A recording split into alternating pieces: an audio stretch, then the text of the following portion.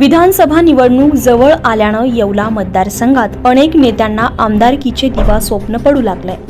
अशातच नौख्यांनी देखील गुढीला बाशिंग बांधलं तर नवल काय।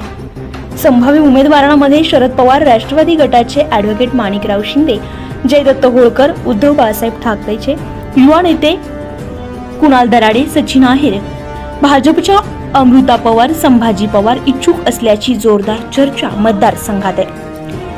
शिंदे यांची तालुक्यात रायगड ग्रुपच्या माध्यमातून असलेले हितसंबंध, कार्यकर्त्यांची फळी, प्रत्येक गावाशी जोडलेली नाळ आणि केलेलं काम या बळावर विधानसभेच्या तयारीला लागले आहेत। तर दराड यांचे कुणाल फाउंडेशनच्या माध्यमातून सामाजिक, शैक्षणिक, राजकीय, आरोग्य, धार्मिक आणि सांस्कृतिक क्षेत्रात भरीव योगदान आहे। सचिन आहेर युवा असल्यानं युवक वर्गांचे चाहते आहेत, तर गेल्या 4 वर्षांपासून अमृता पवार यांनी तालुका अक्षरशः पिंजून काढलाय। ग्रामपंचायत आणि लासलगाव कृषी उत्पन्न बाजार समितीच्या माध्यमातून सर्वश्रुत असलेले जयदत्त होळकर यांची देखील मतदारसंघावर मजबूत पकड आहे। गेल्या अनेक वर्षांपासून या मतदारसंघावर तसा काँग्रेसचा वरचष्मा राहिलाय। मात्र 1995 मध्ये सेनेनं या जागेवर आपला कब्जा केलाय आणि कल्याणराव पाटील सलग 2 वेळा आमदार झाले। मात्र 2004 मध्ये तालुक्यातील अंतर्गत राजकारणातील कलहामुळे ॲडव्होकेट माणिकराव शिंदे यांनी भुजबळांना निमंत्रित केलं आणि सर्व इतिहास मोडीत काढत गेल्या 20 वर्षांपासून येवल्यातील मतदारांनी भुजबळांना निवडून दिलाय। 20 वर्षाच्या काळात अनेक राजकीय नाट्यमय घडामोडी झाल्या आणि तालुक्यातील अनेक नेत्यांचे आमदार होण्याचं स्वप्न भंगलं।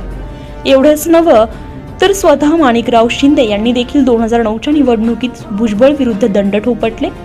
या काळामध्ये भुजबळांनी डोंगरगाव पोहोच कालवा, क्रीडा संकुल, मिनी सचिवालय, नाट्यगृह, पोलीस स्टेशन, ग्रामीण रस्ते, सभागृह आणि मतदारसंघातील अनेक मंदिर, कब्रस्तान आदी योजना सरकारच्या माध्यमातून राबवल्या।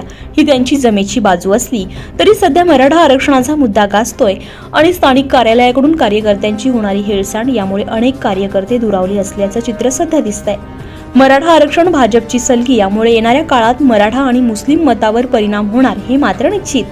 हे मुद्दे प्रभावी ठरून पुढील काळात तालुक्यातील राजकारणाला कळटणी मिळेल असा आशावाद अनेकांना असल्यानेच इच्छुकांनी विधानसभेसाठी कंबर कसली आहे। भुजबळ विरुद्ध कोण हा प्रश्न सध्या अधांतरी आहे।